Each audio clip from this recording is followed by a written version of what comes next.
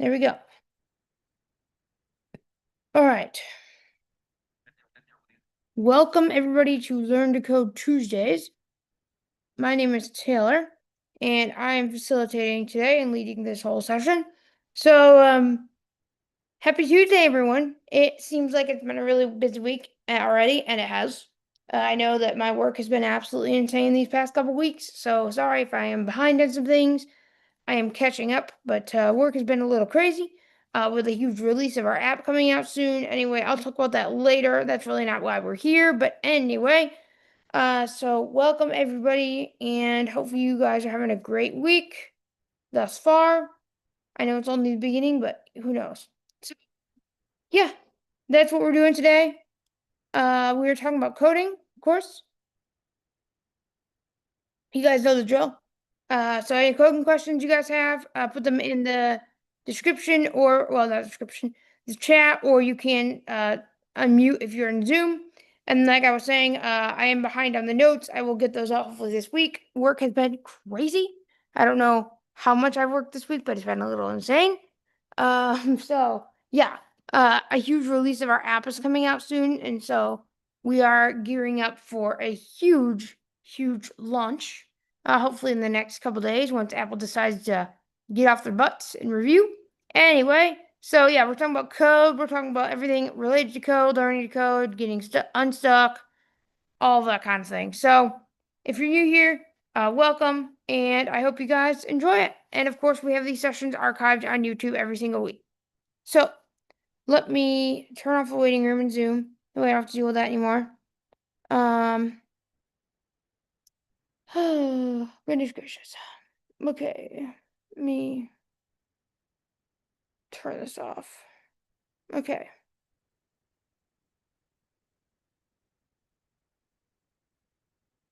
Okay. Waiting room is off. Okay. So welcome everybody to Learn to Code Tuesdays. I'm gonna check the YouTube chat a minute, see if we have any questions in here.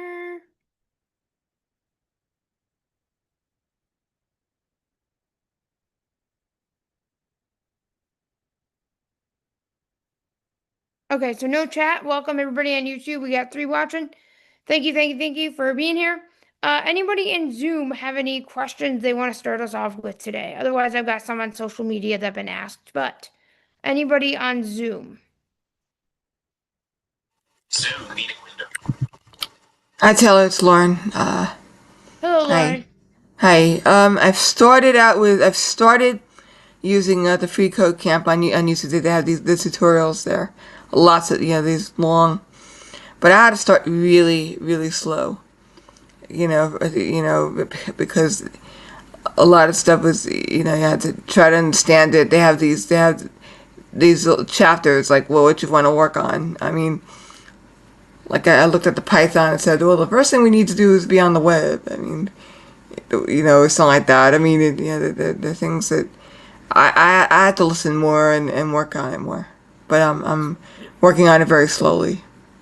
Yeah, start with HTML, CSS, JavaScript, or I mean, you can go to Python, but like start with something very simple, right? Uh huh.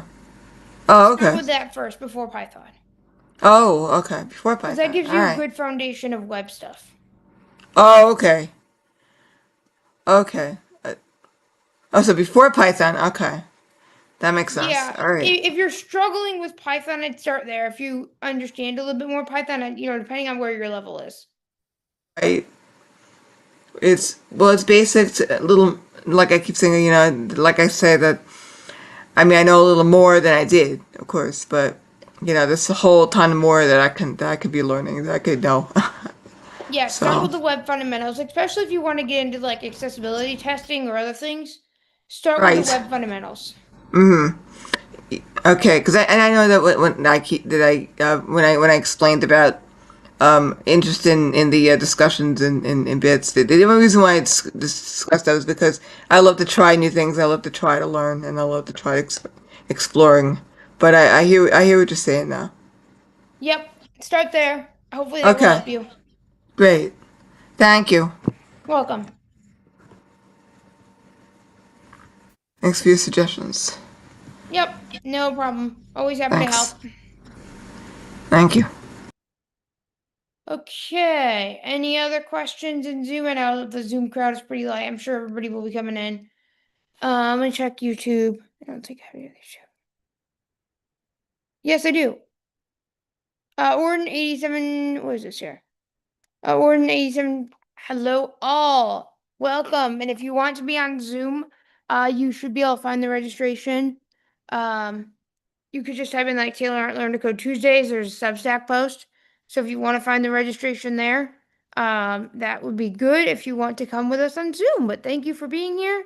And have a wonderful day watching this stream. Okay, so there were some YouTube things there.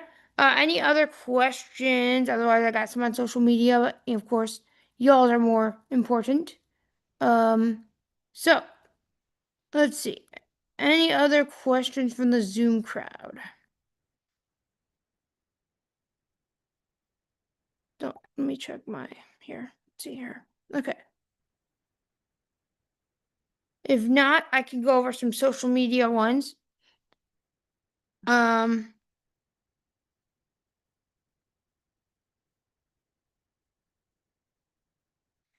So here's one of the social media ones I had.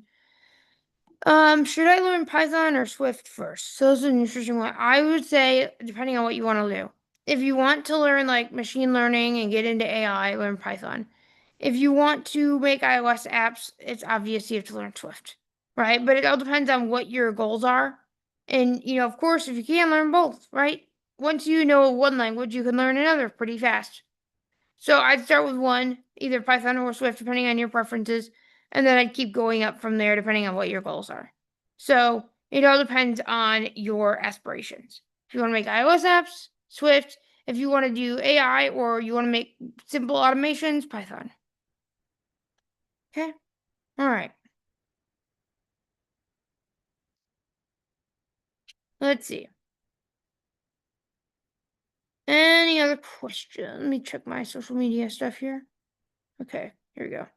Any other questions? Let me see if I can.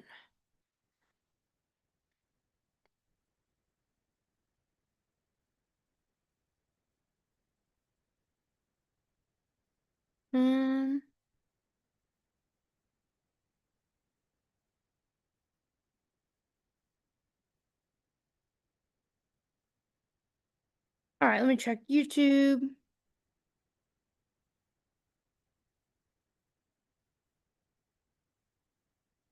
Nope. Okay, no YouTube stuff. Okay. So let's see what else I have. Okay, here's another one I have. My social media list. What would you do if you want to learn more about Python? So I keep talking about this one. This is pretty common. I would probably start off learning with Free Code Camp, Techopolis, where I work. We're going to be releasing a Python course in the next few months. But it's really kind of going to be a little while depending on how everything goes with the technology and everything we decide to use. I start with Free Code Camp. It's fully free. There's also Code Academy. They have a free plan, but it's not fully free. Free Code Camp is fully accessible if that's what you care about. But I would start off with Free Code Camp, and then you can always learn more, right? Always learn more, depending on what your goals are. So Free Code Camp is a good one. All the stuff is free, and they're a charity organization, so they really, really care about trying to make education obtainable for everyone. So that is what I would recommend. Okay. How do I get into accessibility testing? Okay, this is an interesting one we had before, but getting into accessibility testing it can be difficult, especially in these times. I'm not going to get political, but what I'd recommend is having a good web fundamentals. What this is HTML, CSS, JavaScript. So I'd learn all about the web. I'd learn about how Focus works, how ARIA works, and then I'd start testing websites. Whether you want to test your own websites and then like learn how to report, or whether you want to like volunteer for small businesses, or you want to look for places like where you can get audit experience. You could also go to some of the big firms like Level Access and other things. They may hire, but just all depends, or if you go through other different training programs. But really, I'd start with the basics HTML, CSS, and JavaScript. I learn about WCAG, Web Content Accessibility Guidelines. I learn about 508 standards. I would even write your own, like, make a website, even that you could like show the portfolio piece. That'd be a good thing because people always want portfolios these days. So I'd make your own little website showing your web dev skills. That could also double as a accessibility portfolio piece. So those are some of the things that I would do to get in the accessibility testing field right now. Okay, because it can be very competitive, of course, with all the talent that's available to get hired right now. So those are kind of some of the things that I would personally do. Okay, let's see. Any other questions? What else do you guys have? Otherwise, I'll keep going on with these social media questions. I think, let me see if I can, hold on. I'm just checking something real quick. Let me see what's going on here. Okay, I think we got some questions. Hold on a second. Okay, no, okay. So, what other things you guys want to know? Even in YouTube chat, you guys can ask questions. And again, if you want to register, if you're on YouTube, you guys can just find I'll actually link to the Substack post. The registration link is there. I don't want to put the Zoom link in chat. I've learned that you get bots through there and you get a bunch of spammers. So I'll link the Substack post and you guys can find the registration and then go ahead and register and you guys can join us on Zoom if you'd like. No pressure. We can also take questions through YouTube. But this is always something to keep in mind if you guys want to be part of the discussion on Zoom.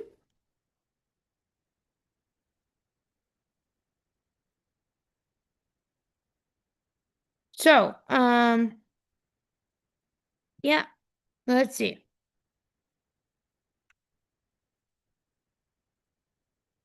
Um, here we go.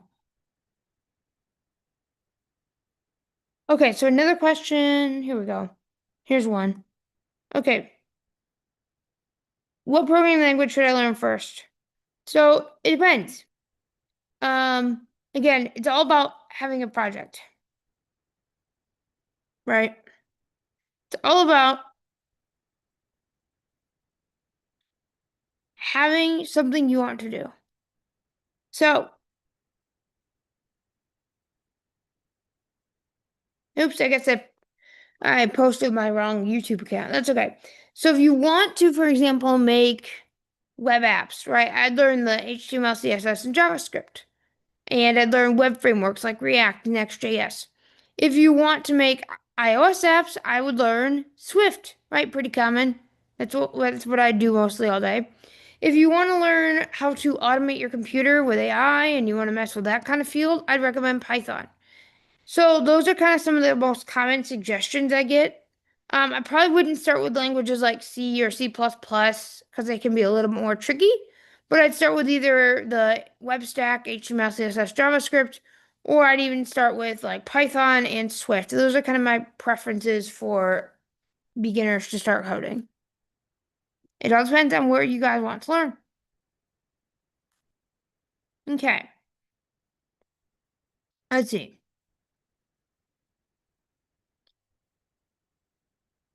Okay, other questions. So we have another one here. Let's see, what is this one? Okay. Welcome.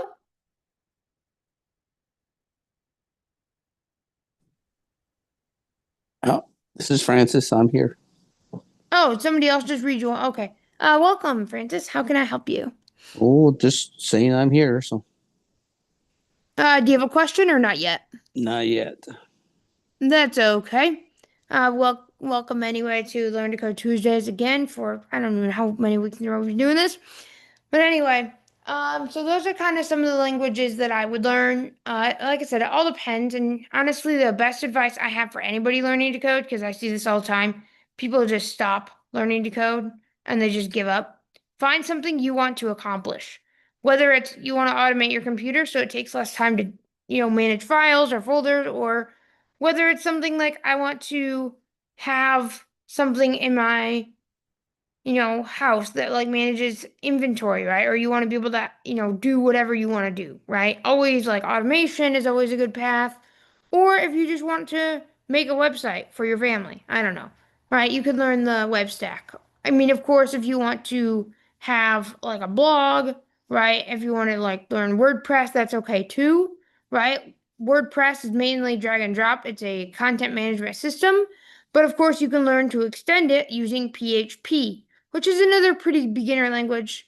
It's been around for a very long time now, but still a lot of the web relies on it, although it's becoming less and less of a market share as the JavaScript frameworks and things are becoming more popular. Especially now with AI, you can make a website in like 2 hours, right? Assuming it's not very complicated. I know I'm making one right now for work that's like a landing page for one of our apps.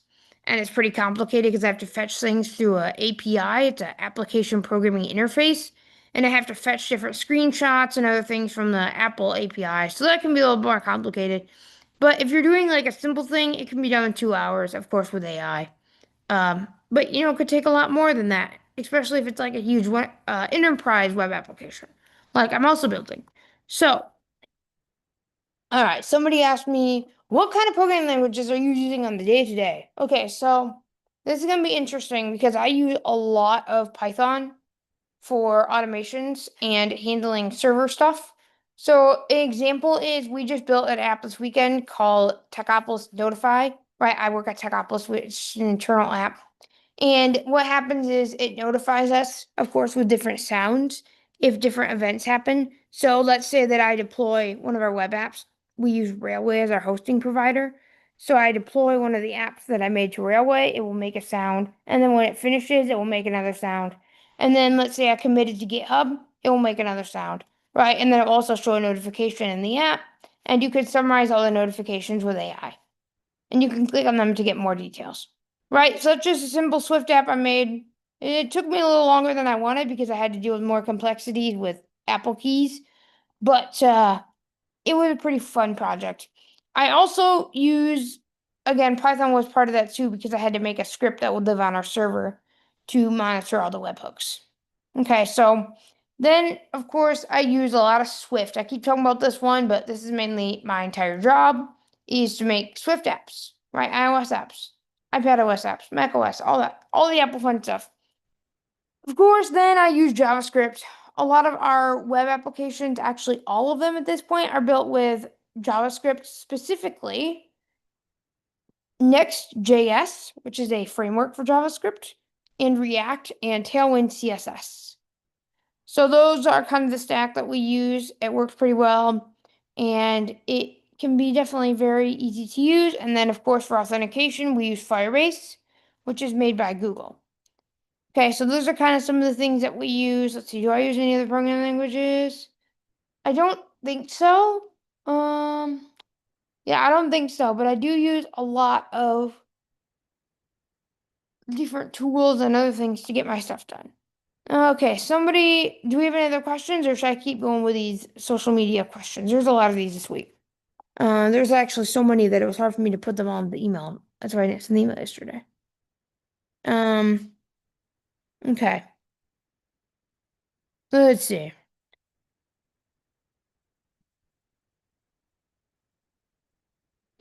Okay, I'll just keep going with these. So somebody else asked me, what kind of tools do you guys use to get your work done? So I use, of course, AI. I like Claude Code. That's pretty popular. Also, Codex from OpenAI is very popular. Now, I know that this is a learn to code, like a, session, but of course, AI is inevitable. Everybody uses it these days. And if you don't use it right, it could, fall behind now. If you're just learning, of course, don't use it right away. You need to not rely on it. But if you're like working in a role or like me, I use it a lot just to get stuff done because I work at a very small company and we don't have a lot of time. And we don't have a lot of resources and we don't have a lot of developers. I'm the main web developer, if that says anything. I also do operations, I do payroll, I do taxes. So like my day is completely full. Okay, so it helps me get things done faster. Now, a lot of times we also use for our apps, we use the iCloud like notifications. We can send notifications to people. And then for the in-app purchases for our apps, we use something called Revenue Cat. Somebody just asked me how do we do in-app purchases and subscriptions. We use something called Revenue Cat. We really like it. It's actually one of the most accessible iOS apps I've ever seen. It's not even from the blindest company. That's pretty amazing.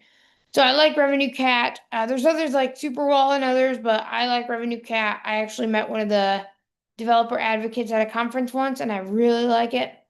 So Revenue Cat is a good one. I also do like um, Firebase. Again, we use that for analytics and things. And then our website is based on Squarespace.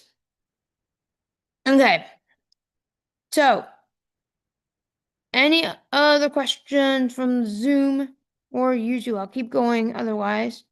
But if you guys are getting bored of me talking about these social media questions, I just want to make sure that you guys had everything that you need. Okay. Hey Taylor, this is Francis. Yeah, go ahead. That revenue cap is a R-E, how do you spell that? It's like revenue. Let me find it. REVINU. Let me check it out. Make sure I spell it right. It's like, revenue, like money. Let's see. Yeah, Revenue cat. Let's see. It's C-A-T. yes. Okay. REV so here it is. REVENUE cat. Okay. All right. Thank you. Are you thinking about using it for something? I was thinking I'd look into that just because of the accessibility from what you're saying. So, Yeah, and you can also make web apps and use Revenue Cat on the back end for your payment processing.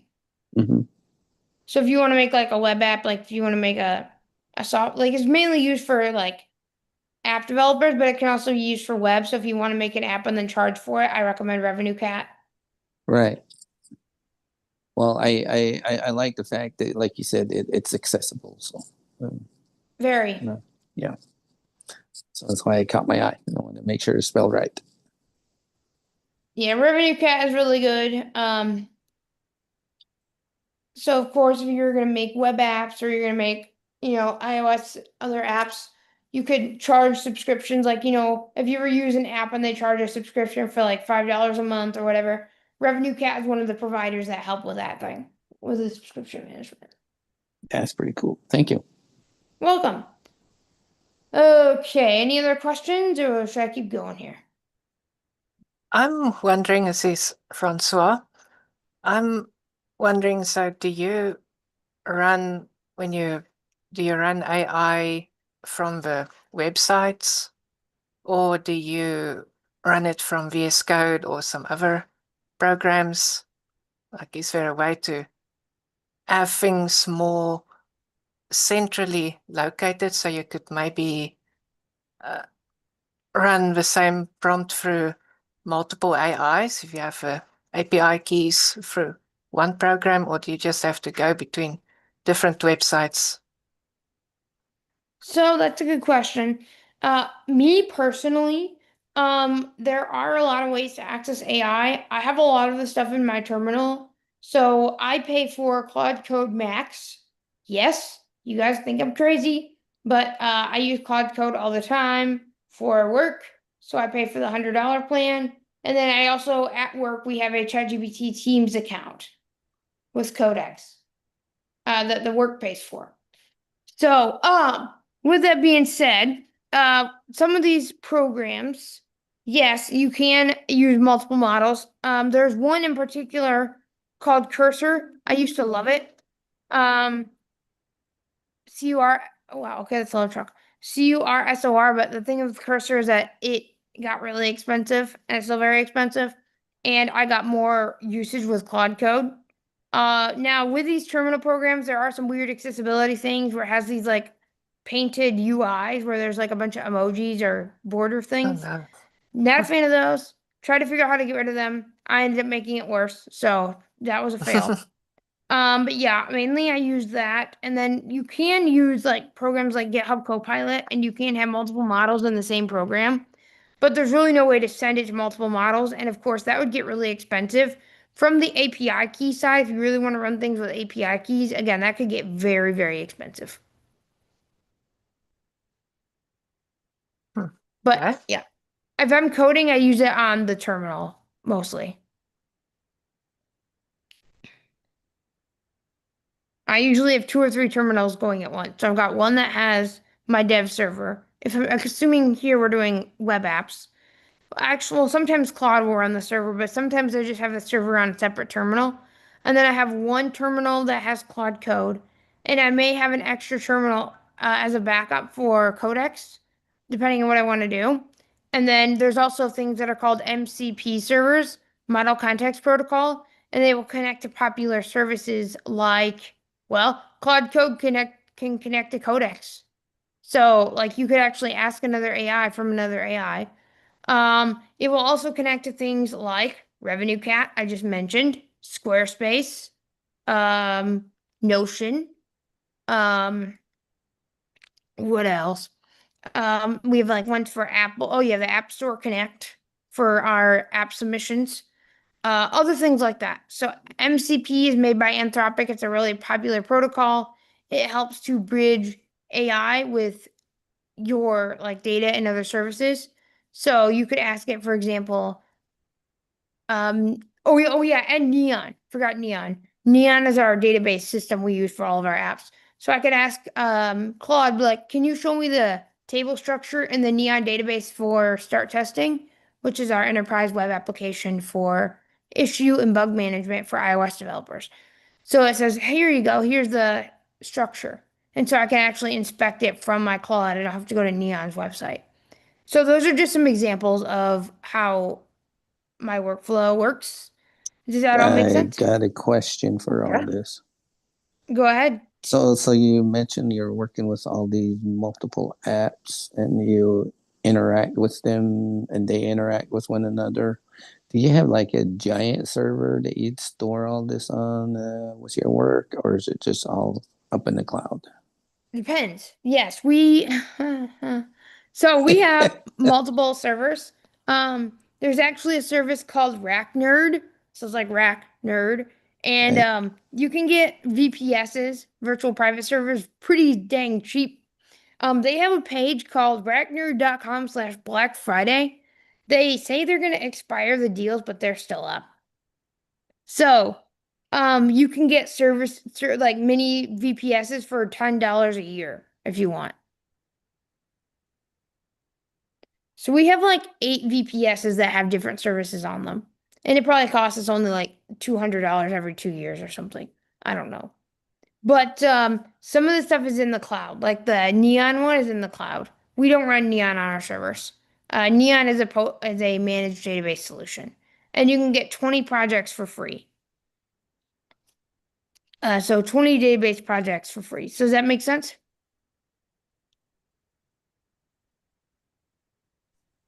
Yeah, yes, it does. Yeah, I appreciate that. I know it's kind of sidetracking some, but yeah. That's okay. But yeah, I use a lot of different things at my work. Honestly, wearing so many hats, working for a startup. Like I said, they sponsor these Learn to Code Tuesdays. So, Right. um, yeah, working for a very small startup has its challenges, but it's also very rewarding. But that's why I use a lot of AI to help me get through things so that I can move on to other things because I wear so many hats. Okay. When you're doing working with AIs, what are like maybe 2 or 3 core AI apps would you think for those who are starting out work with and then expanding on it or building on those apps? Like 2 or 3 different services like AI models, or what are you saying we're talking about? Like you talked about like Claude and also Web AI, the apps, I guess. So I guess what I'm saying is, what are the workhorses you use with your projects?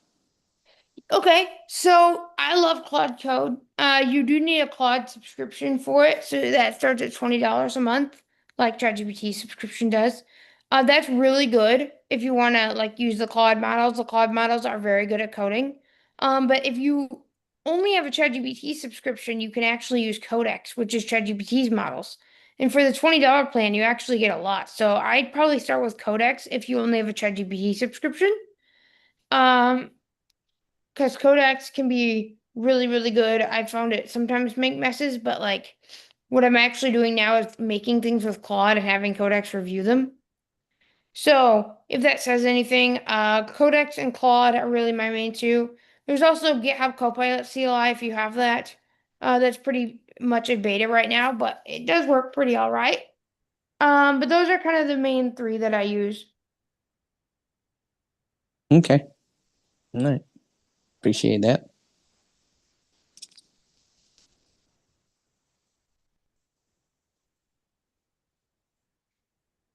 Anything else? Let's see, I have other questions too. I was trying to check something. Okay. So let's see what else I got here. Let me look at my YouTube, see if I have any YouTube chats. I think I do here. Check. Okay. Nope. Okay, we're good on there. So, other questions. Let's see. Here's another one. How do I make sure that Claude makes my apps accessible? Oh, this is the hot topic of the day, isn't it, y'all? So, as y'all know, these models are trained on trillions and trillions of code examples. Well, if you think about it, a lot of the world is not accessible. So guess what? The AI is going to learn bad patterns for accessibility.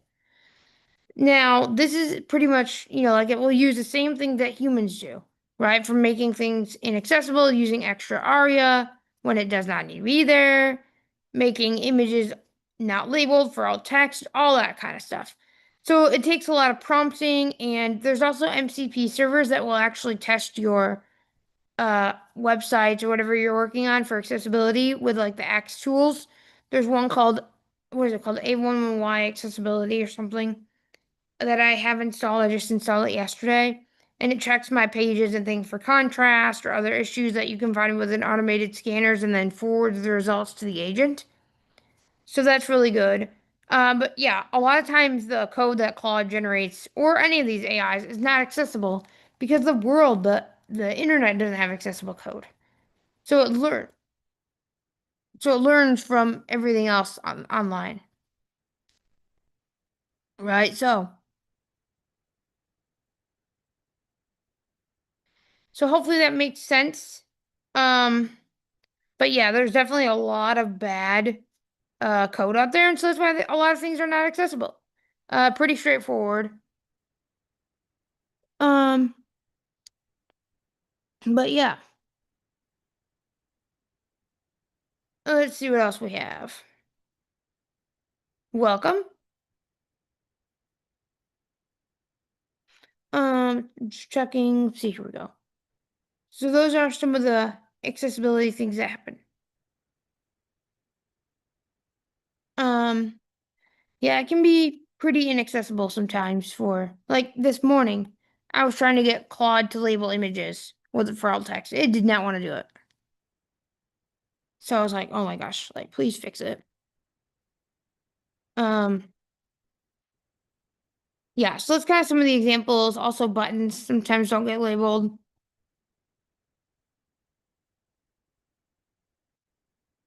So yeah, those are some of the Claude and Codex and all the AI accessibility mishaps that happen. I'd say this happens more often than not. So I always have to specify like 3 or 4 times, make this accessible. WCAG standards. It sometimes doesn't always work. Of course, I prompt it pretty well. I have different like skills and things that I use. But yeah. Any questions from anybody about that? I just see we have a couple more chatters in the YouTube. And we also have somebody else on Zoom. So, any other questions in the chat? Or in the Zoom, rather?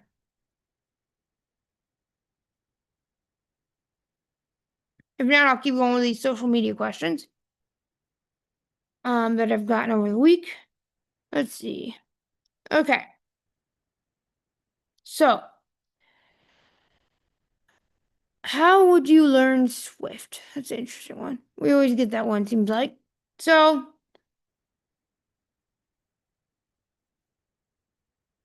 I would probably recommend. So, there's a lot of different things that we have to learn Swift. We're actually doing a Apple app development course through Techopolis, which is where I work. So, if you want to learn Swift, you can go ahead and do that. It's totally free. It meets every Thursday at 7 p.m. It's also recorded. And you can learn Swift, Swift UI, and by the end, you'll have an app that you could distribute in the App Store if you wish. You will need a Mac or an iPad that can run the latest software version. And yeah, it's for anybody. You don't have to be blind. You don't have to do any of that stuff. We have sighted and blind in the class. So I'm actually the TA for the class. My manager, Michael, is the instructor. And I will put the link in the for the classroom in the chat if you guys want to join. Because that's one of the other things. There's also other resources like Paul Hudson. He does some good Swift tutorials. It's called Hacking with Swift. I really like his stuff. And there's also others like Sean Allen I like as well. But yeah, mainly those kind of resources I'd recommend. And then of course find app projects that you want to build, right? Find things, and if depending on what you want to do, you know, it's always going to be pretty interesting. So if you want to make something, try it, right? And then, keep learning and trying to get better. The more you learn and the more projects you build, the better you'll get. Trust me, I'm still learning things and I've been doing this for almost 2 years. But as I build more projects, I'm learning more about different things. So with all these things, you keep learning as you're building more projects. Okay? Any other questions? Hopefully y'all have gotten a lot of value out of this today. Let's see if I have any other questions. Let's see. Okay, let me.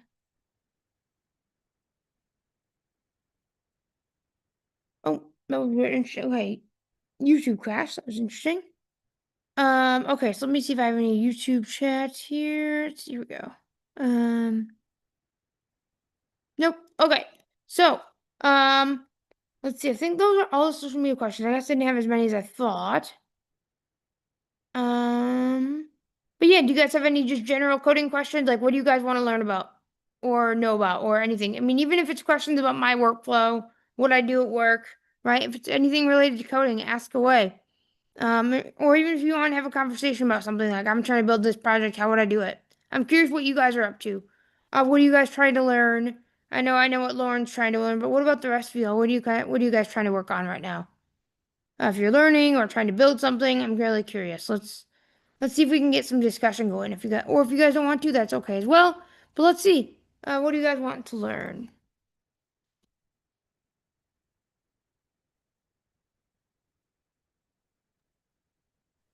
I'm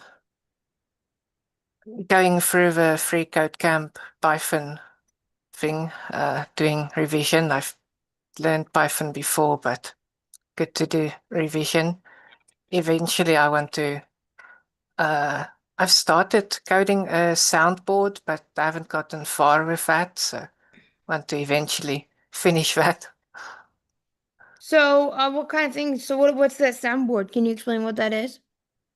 Where you press a key on the keyboard, and that key is associated to a sound, so it will play a sound.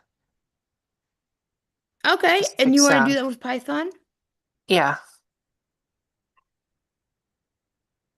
That's definitely doable. So you've had Python experience before, right? Or how long has it been? No, not much. I did a Cisco Python course, but I didn't do much of it, so I forgot some of the things, and some things I didn't understand so well, so I need to look more at that. Are you doing this for like work or personal? No, just personal. That's really cool. I'd say that where are you at in the Free Code Camp Python right now? I've done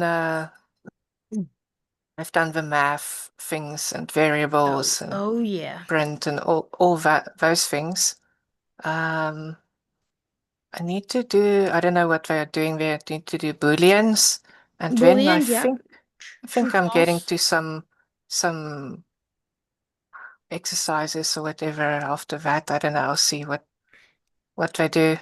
And eventually I'll get to loops and all that. There's some things of that I need to make sure I understand. Yeah, Some loops can reason be a little tricky. I've had trouble understanding iterations. Like I understand it, but I need to, I guess, well, understand it better and practice it more. Well, you know, like I said, even if you have questions about what you're learning for your code camp, these Learn to Code Tuesdays are always a great time to like, okay, I don't understand loops or I don't understand whatever. So yeah, that's Yeah. really cool that you're doing that. Do you plan to like share that with the soundboard thing you're making with other people or just keep it for yourself? I can share it with other people. Would be good if other people can find it useful. Um, and I plan to, I want to make it so you can uh, have your own, like you can have your own settings for the sounds. A settings file you can give to someone with the keys and the sounds. Okay. So Yeah. I started with that part by, but I haven't tested that it yet. But I think it should work. But I still need to like decide what I still need to code like the GUI and What are you going to use s- for that? I I'm not sure. Maybe WX, but maybe not. I don't know. We'll see it when I get there. There's some weird accessibility issues with that, if that's something you care about. Okay. Um, Yeah, I do. I didn't know, like I said, I don't know Yeah. who is or who's not. So, Yeah. PySide 6 is pretty good. I know they're working on WX to make it more accessible, but that is always a ongoing process. But that sounds Okay. really cool. Hopefully, you know, and again, also with these Learn to Code Tuesdays, we also do like project feedback. So if you have like questions about your project, you know, I can always review it on Learn to Code Tuesdays, and then, you know, I can give you feedback, almost like what you get at a company. Because like at a real company or like a team, you know, you actually like for me, whenever I'm done with something, I always get like review from my manager, and he tells me, okay, this is good, this isn't good, or I need to work on this, this, this. And of course, that's always a helpful skill. Even if you're working on something personal and you share it, people are always going to have feedback. So that's why we try to make this, you know, almost like a learning space. Like, okay, I want to, you know, this is what I'd expect if I ever decide to have a career as coding. Or even if I decide to share it with the world and have it like open source on GitHub, people are always going to have feedback for you. So Yeah. yeah, that's really cool. Hopefully, eventually you'll be able to share that. I'd like to see it. Yeah. Yeah, it would be nice. Yeah. Anything else?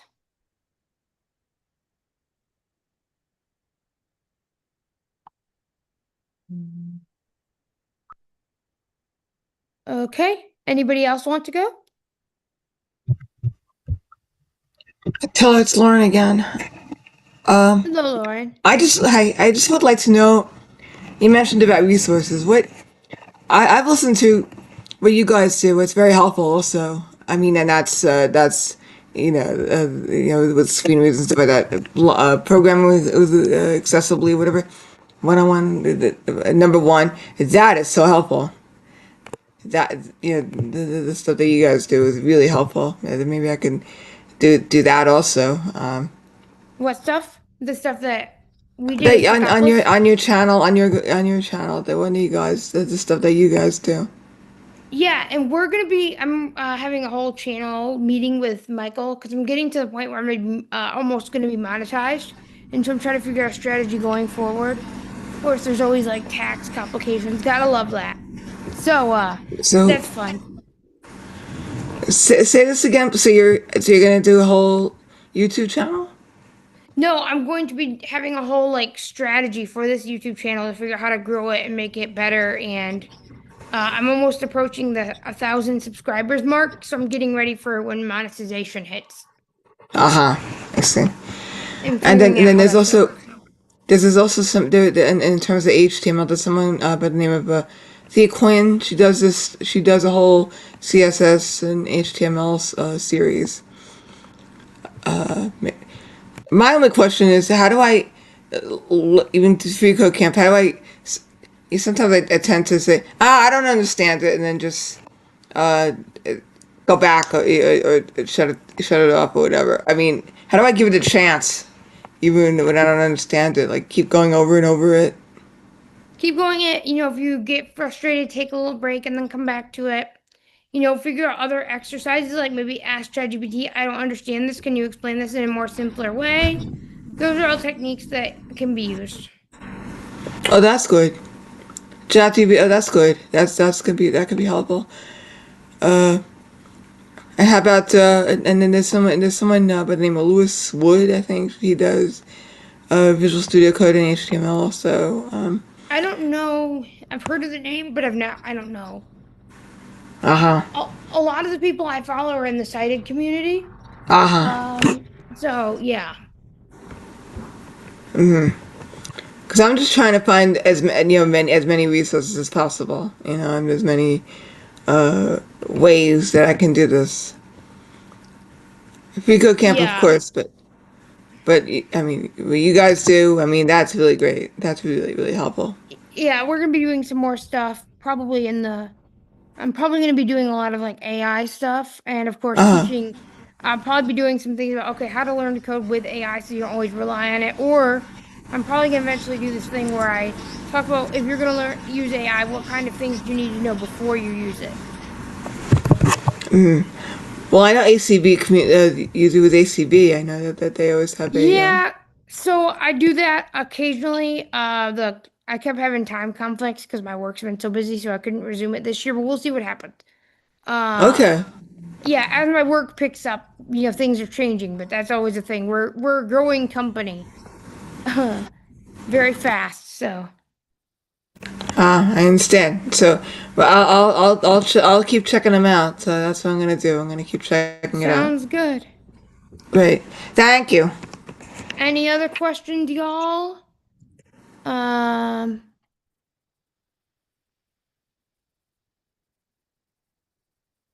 what? Let's see. Thanks for your assistance. Oh, Michael responded. WX. WX Python is more accessible than PySide. I don't know, Michael. Because like checkboxes are not accessible in WX. That's what I've heard. So I don't know. It all depends on kind of what elements you need. By the way, Michael, thanks for being here. Of course, everybody, this is who allows me to do this Learn to Code Tuesdays every week. So Michael is my manager, and he is the CEO of Techopolis LLC, and he allows me to have fun with you guys for an hour every Tuesday, or 2 hours, whatever I'm saying. So thank you, Michael, for showing up. And yeah. All right. Let's see. Any other chats?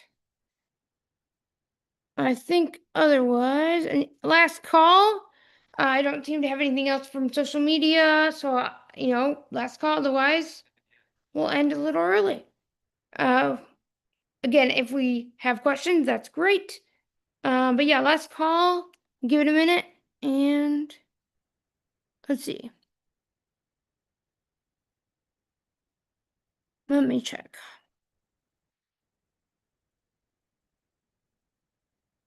Okay, I don't seem to hear anything.